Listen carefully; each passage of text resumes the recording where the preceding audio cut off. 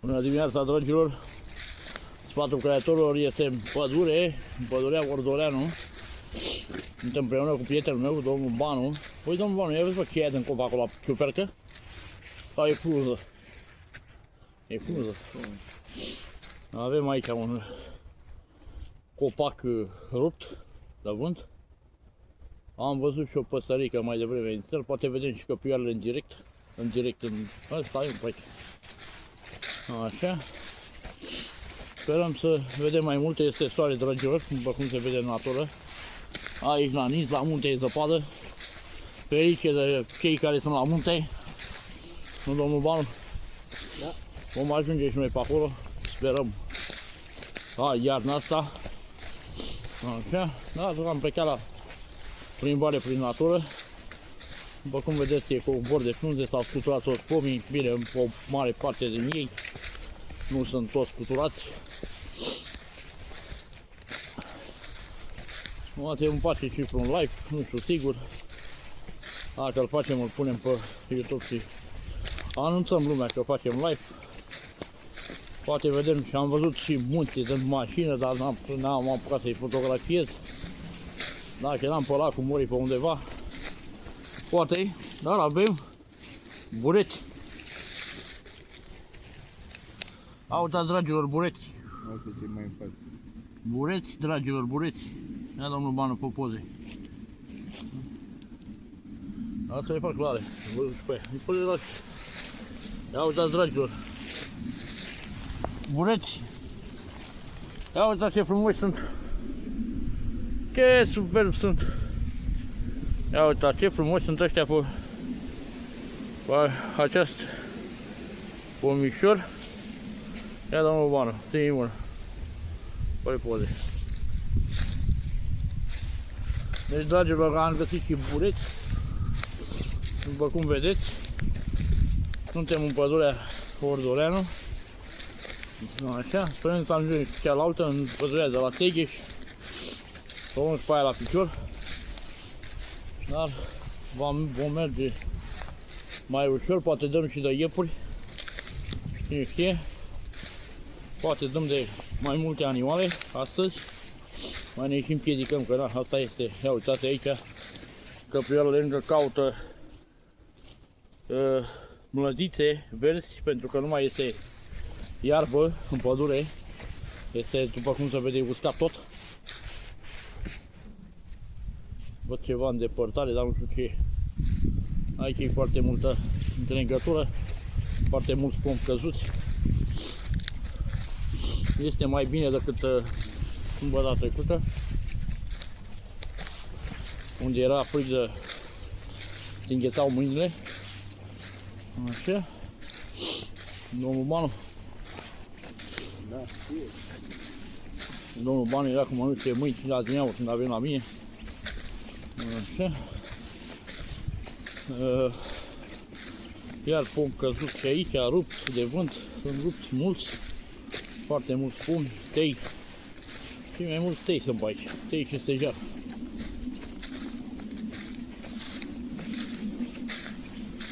Poate vedem, dragilor, și căpioarele. Să le prindem pe acest vlog. Am văzut-o la vilă, dar s-a dus. S-a trecut. Domnul Banu bagă ochiale în funcțiune.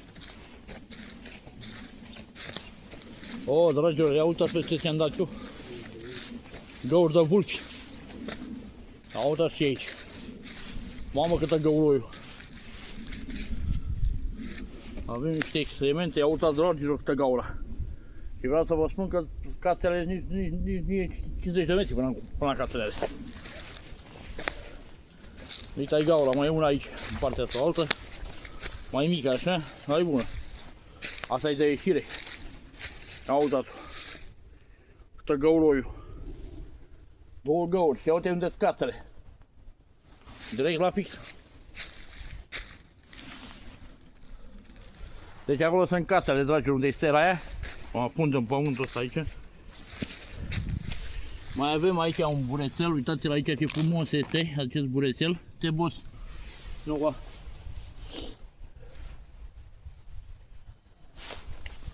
m-am prit la labe. Uitați, dragi ochii aici. Frumos e soare. Cald. Uite-l acolo pe pomul, uite acolo. Ne-am arătat domnul Banu să mai facă și poze.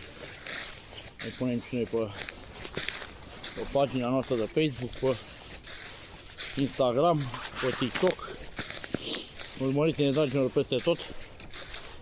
Dați-ne comentarii, dați-ne like-uri, dați-ne, abonați-vă la canal. Este gratuit totul. Mergem să explorăm pădurea încolo, că s-ar putea să dăm de căprioare pe aici. Până astea, pe întregătorile astea. Foarte mulți pomi căzuți. Vedem ce găsim. Poate găsim și numba boului, poate găsim și plăciorul. Ia uitați ce e aici. Ia uitați ce e aici. Ce frumoase sunt. He, ia uite, mă. Uite, bă. Ia uitați ce e aici. Frumos. Frumos, frumos.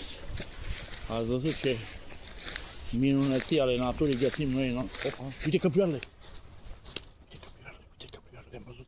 Nu. De acolo în față. Uite de pe pomul ăla. Dragilor, avem căprioarele în față, nu mai vorbesc, ne audă. Le-am văzut deja. Poate uite, atunci le-ai văzut? Vreau să măresc, trebuie să le vedeți în natură. Dar nu pot să trec de pomul ăsta.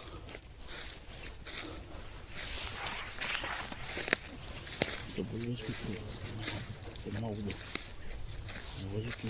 Uite acolo, uite acolo. L-ai văzut, mă?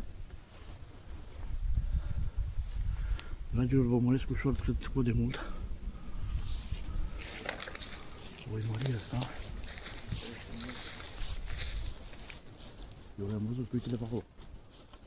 Vezi că n-ai cum să iei cu un pomul ăla. Eu nu știu cum să trec. Voi ocoli pomul ăsta mare. Să trec în curs. Asta le vedem în natură direct.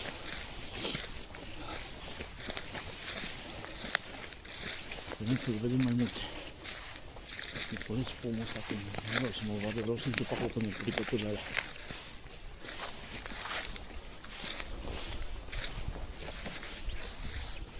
Am văzut două căprioare de aici.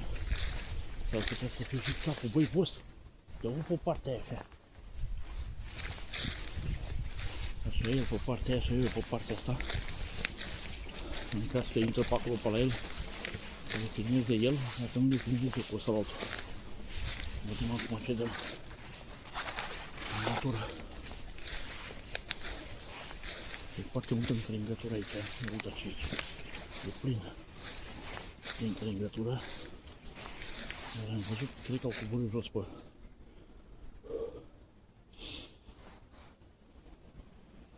nu poate să ia pe partea aia. Și luăm noi pe partea asta. Noi am intrat pe jumătatea pădurii acum. Sperăm să le vedem foarte bine în natură. Eu le-am văzut deja în două, poate mai multe, sau 5 pe. Normal de stau de 5.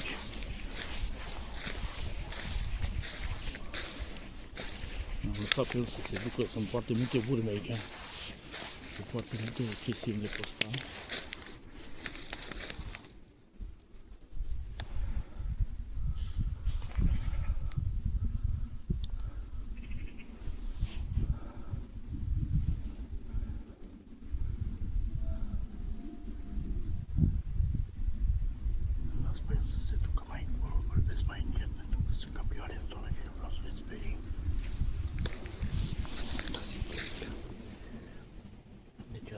De ele, uitați, aici stau în zona asta, dar îl las pe el să se ducă mai în față. Automat îl fac și eu, acolo, de acolo n-am ușor unde se calcă, nu mai cred să aud, dacă îl trec în față. Nu știu unde s-au, unde au zbugit-o, să nu le mai văd. Astăzi, acum sus acolo, sunt foarte multe cărți. Și calcă, nu știu, m-au aud. Aici am.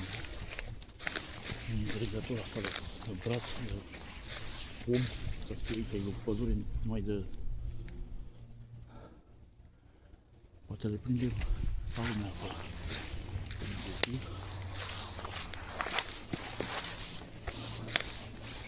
N-aș vrea să le sperii, aș vrea să mă apropii chiar cât pot de mult să vi-l arăt.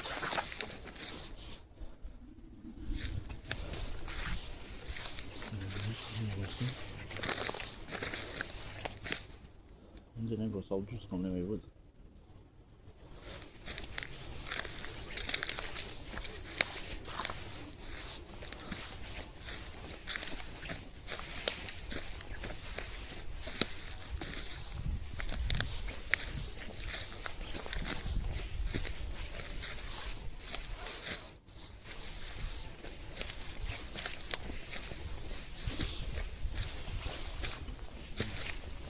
Am ieșit din această linie pădurice, dar nu se vede nimic încolo, s-ar putea să fie după dealul ăla. Că nu le văd deloc. Adineauri le-am văzut, nu s-o uite, să ne uite pe el. Le-am văzut, le-am văzut. Uitați-le acolo! Ia uitați-le de jur. Uitați-o! Le-ați văzut? Uite, sunt două. Vino coace. Mergem după ele, dacă vreau. Păi, boss! Boss! Boss! Le-am văzut, se duc pe colțul pădurii. Mă duc și eu tot pe colțul pădurii. Nu co! Au trecut valea. Aici este o vilă în pădure. Dar noi vom merge pe colțul pădurii pe partea aia, pentru că sunt foarte multe. Haideți să vă și micșorez, să puteți să vedeți. Le-am văzut, nu știu dacă le-ați văzut și în altă se văd râpile mare. Îl chem pe prietenul meu să vină încoace. Sperăm să ieșim din pădure, să vedem pe celelalte. Sunt foarte multe urme aici. E de aici stau. Asta e o vilă. Mi-a tăiat pădurea să fie sănătos. Mare cu ăștia. Foarte multe aici. Sperăm să le vedem și pe celelalte. Nu știu dacă dumneavoastră le-ați văzut, le-am văzut foarte bine. Ale vedeți în splendoarea lor, în pădure.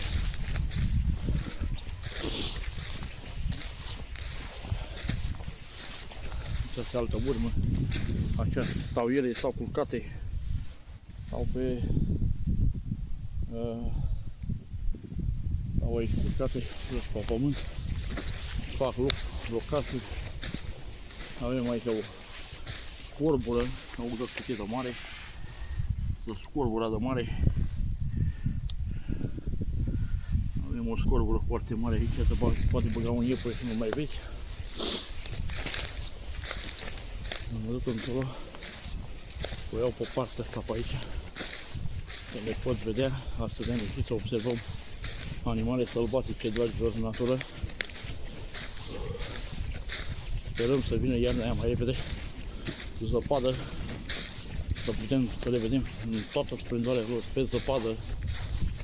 Și atunci veți vedea adevărata faună sălbatică a României. Pe 26 mai noi vom pleca spre Vatra Dornei ca să plecăm spre Via Transilvanica de la Vatra Dornei până la Sibiu. Deci atunci veți vedea foarte multe vloguri frumoase din țară filmate de noi. Sper să fie pe aici, pe colțul ăsta, că de pe colțul ăsta veți vedea foarte multe vloguri interesante și utile din pădurile de braț și de conifere ale României. Bine, naiba s-au dus, nu le mai văd. Erau două. Au dus încolo, nu cred că au ieșit pe terenurile alea. Nu pe aici, sau în spate, aici. Uite, nu e mai departe.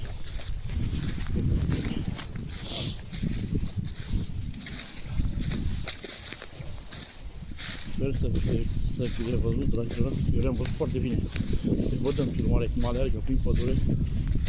Automat ele se sperie și fug.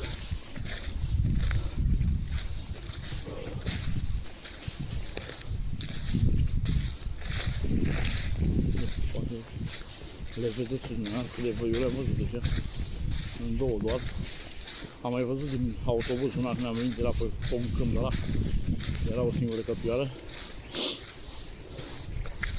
Poate când merg și iepurile, de data asta, de data trecută am trecut lângă noi, la 1,5 metru de mine, dar până să scot camera, telefonul, automat s-a dus, s-a oprit în loc, sărăcuțul de el, și a stat frumos, stădea în două lăbuțe, s-a uitat la noi. Dana, până ce scot eu să-i fac poze, s-a plecat. Acum o lună, eram terminasem live-ul cu prietenul meu și tot la fel a trecut unul pe lângă lui la o jumătate de metru, cred că era. După ce am închis live-ul a trecut și iepurile. Ăla noroc. Deci, dragilor, nu mai este nimic aici, uitați pe pădure este. S-au dus, mă, dar nu știu unde s-au băgat, frate. Eu le-am văzut, erau două. Unde s-au dus? Uite-le, ia uite-le, în spatele tău. Ia uite câte sunt. 5 căprioare. Unde au luat-o voi, nene? Erau acolo. Unde erau? Erau după gărbul ăla, dar că ne-am văzut noi. Asta e, hai să ieșim pe colțul ăsta pe aici. Deci, dragilor, au trecut căprioarele pe lângă noi, o să le vedem în natură, în vlogurile celelalte. Am spus în foarte multe. Foarte mulți pomi găuriți, ia uitați-l pe ăsta, zici că e tras de mitralieră. Uitați cum arată ăsta. De la ciocărintările negre de pădure, care își fac cuib. Ia uitați domnul Banu ce am mai găsit aici. Doi bureței frumoși. Ia domnul Banu, încoace. Așa arată, dragilor, în natură. Așa, să se focalizeze și asta bine. Deci așa arată, ia uitați ce frumoase sunt. Superbe.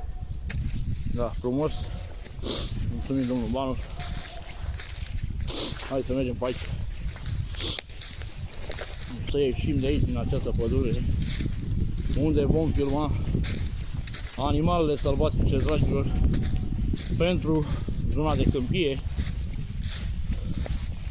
O să ne orientăm pe mai multe animale, numai cu căprioare, dar astea sunt în pădurile astea. Am văzut bine, am mai văzut o vulpe vastă vară, domnul Banu.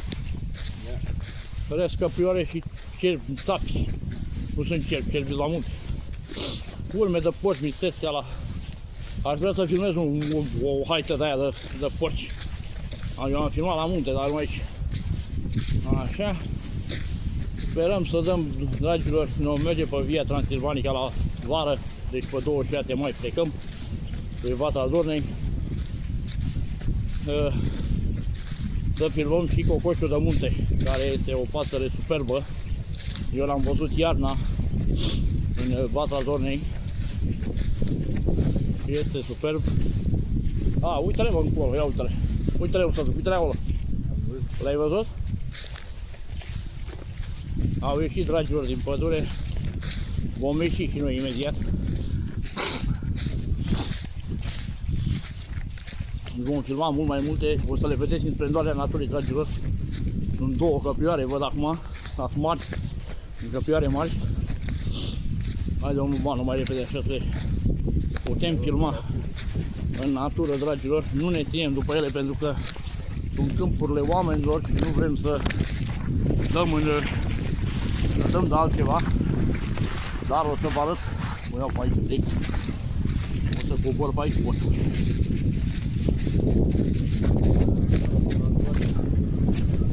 Deci am ajuns undeva în spatele pădurii. Uitați-le, dragilor, acolo pe câmp, în depărtare, aceste două căprioare. Uitați-le ce frumoase sunt, care au ieșit din pădure. Superb de tot.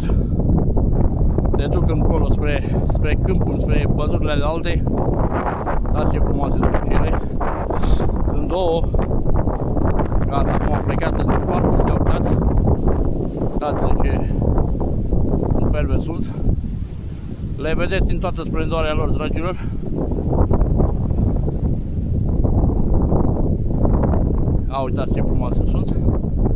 Se uită la noi, automat că se duc spre colțul pădurii în partea altă, unde sunt și celelalte. Deci ați văzut și căprioarele, dragilor. Uitați cum se vede cerul. Dacă am putea vede și munții, ar fi la fix. Ar fi foarte bine. Se văd și munții, dar nu se văd de pădurile astea și de casele alea.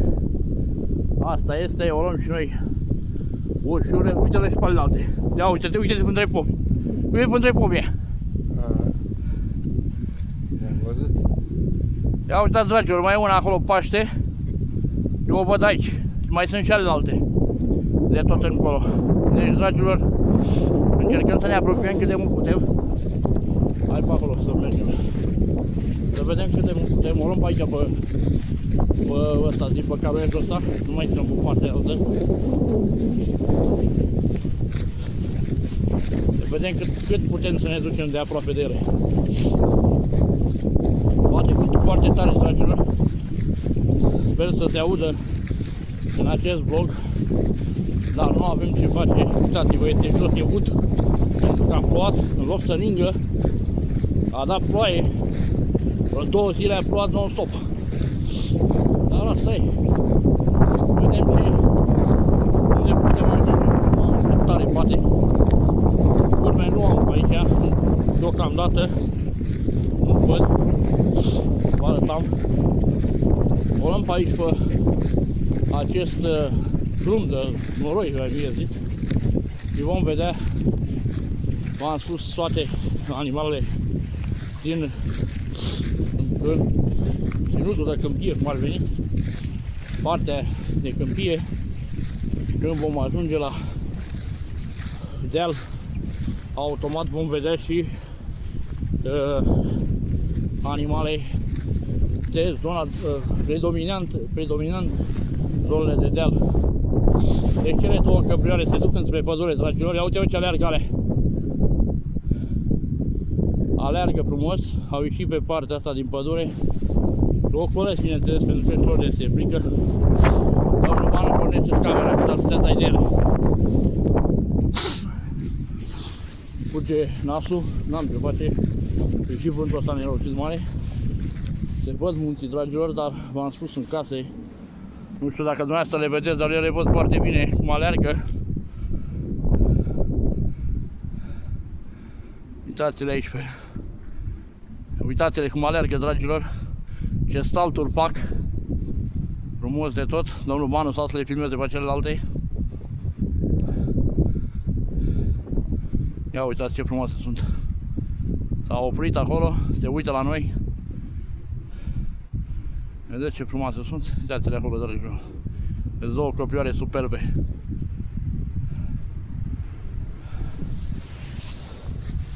O merge, l-am trimis pe el în față. Ia, sunt 6 alea, că sunt acolo. Sunt 6 căprioare acolo. Mulți de tot. Eu voi merge frumos, dar trece încă pe partea altă și îl las pe el să ducă pe partea asta. Sunt foarte multe urme aici. Sper să le prind. Mamă, câte sunt încolo. Foarte multe urme de căprioare, dragilor. Ia uitați și acolo, e plin. Deci, dragilor, vreau să vă arăt. Ia uitați și încolo. Ia uitați-le și pe alea. Mai e una acolo. Alea acolo, dar uitați țapul, dragilor. Ia uitați-le pe astea. Ia uitați ce frumoase sunt. În natură, dragilor. În splendoarea naturii. Doamne, ce scumpe sunt. Ia uitați. 4 căprioare și cu 4 de acolo 8. Hai mă, nu fugiți, că nu facem nimic.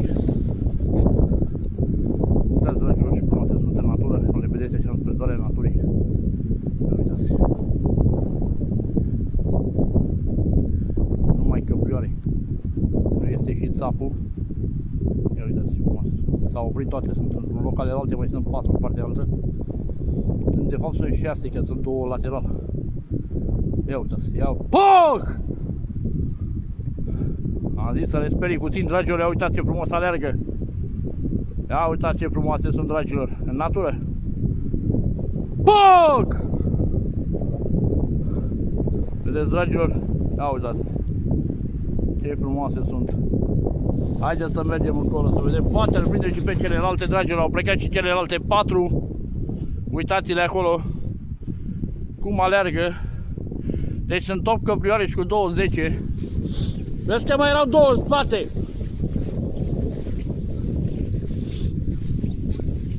A?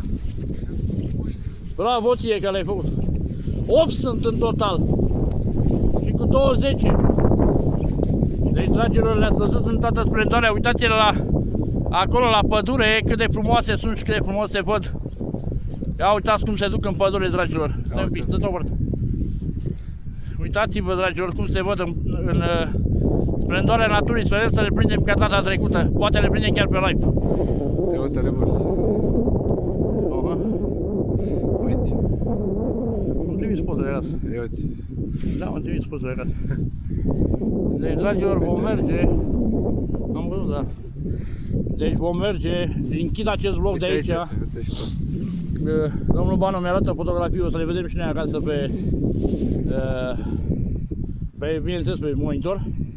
Vom merge încolo spre pădure și vom vedea și când ne întoarcem înapoi pe partea asta altă, o să le vedem și pe asta. Domnul Banu, înțelegi tu ceva la oameni, că ești aici. Salutare, bine v-am regăsit în natură, în pădurea Odoreanu. Suntem între păduri. Am întâlnit și căprioarele. Sper să mai dăm și de iercuri ca data trecută. Reușim să și filmăm. Bun, ceva, poate vedem. Acum dacă întâlnim și vă povestesc, ne supărăm, dar de obicei nu prea stau ziua, e noaptea cercuri.